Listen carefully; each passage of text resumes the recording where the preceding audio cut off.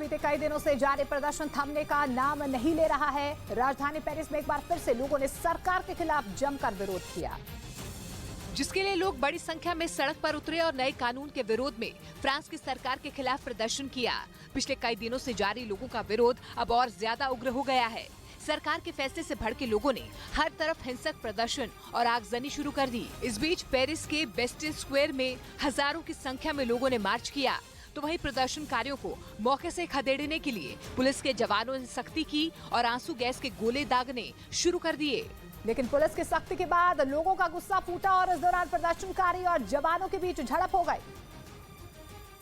और इस तरफ सड़क पर इकट्ठा लोग धुएं और आगजनी के बीच सरकार के खिलाफ नारेबाजी करने लगे, तो वहीं पुलिस लोगों को खदेड़ती हुई नजर आई, जबकि नकाबपोश प्रदर्शनकारियों ने जवानों पर हमला कर दिया।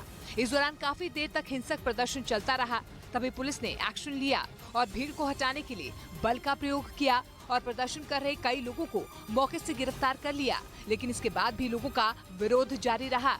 और पेरिस के साथ फ्रांस के दूसरे शहर रेनेस में भी पेंशन सुधार के खिलाफ लोग इकट्ठा हुए हैं और सरकार के विरोध में जबरदस्त नारेबाजी की।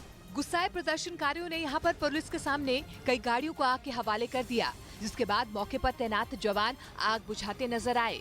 फ्रांस में पेंशन सुधार में हुए बदलाव की वजह से बीते कई दिनों से हिंसक प्रदर्शन हो रहे हैं। इस कानून के तहत सरकारी कर्मचारियों की रिटायरमेंट उम्र को 62 से बढ़ाकर 64 साल करने का फैसला लिया गया है, जिसके बाद से ही फ्रांस में सरकार को लोगों के विरोध और प्रदर्शन का सामना करना पड़ रहा है। लेकिन शहर में हिंसा और आगजनी के बावजूद मैक्रोन प्रशासन पेंशन सुधार को वापस लेने को तैयार नहीं है। कि उत्तर प्रदेश के झांसी में यूपी एसटीएफ की टीम ने अतीक अहमद के फरार बेटे असद को एनकाउंटर में ढेर कर दिया। उसके साथ उमेश पाल हत्याकांड में शामिल गुलाम मोहम्मद को भी मार गिराया गया। 24 फरवरी को उमेश पाल की हत्या के बाद से ही दोनों फरार थे, जिनकी तलाश में यूपी एसटीएफ की टीम ने जमीन आसमान एक कर दिया था। पुलिस ने दोनों पर 5-5 लाख रुपए का इनाम भी रखा था।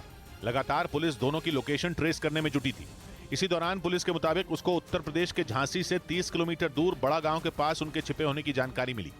बड़ा गांव झांसी और कानपुर हाईवे पर मौजूद है। पुलिस के मुताबिक असद और गुलाम पारीछा बांध के पास छिपे थे, तभी पुलिस ने उन्हें घेर लिया।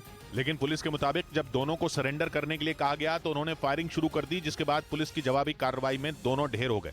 झांसी में असद और गुलाम को ट्रैक डाउन किया गया और एक एनकाउंटर हुआ जिसमें दोनों मारे गए हैं। पुलिस के मुताबिक असद और गुलाम के पास से पिस्तौल और विदेशी हथियार भी मिले हैं। और पुलिस सूत्रों के मुताबिक दोनों पिछले कई दिनों से झांसी में छिपे थे। इसका पता तब चला जब कुछ रोज पहले यूपी एसटीएफ ने झांसी से अतीक के 2 मददगारों को हिरासत में लेकर पूछताछ की। और सूत्रों का दावा है कि असद के उन मददगारों ने पूछताछ के दौरान यह बताया था कि असद और गुलाम को अतीक के एक पुराने करीबी ने झांसी में पनाह दी थी। ये बात भी सामने आई कि अतीक के गुजरात से प्रयागराज लाए जाने के दौरान झांसी में उसके कई करीबी पुलिस काफिले के पीछे चल रहे थे। पुलिस सूत्रों के मुताबिक प्रयागराज में 24 फरवरी को उमेश पाल की हत्या के बाद असद और गुलाम वहां से फरार हो गए थे।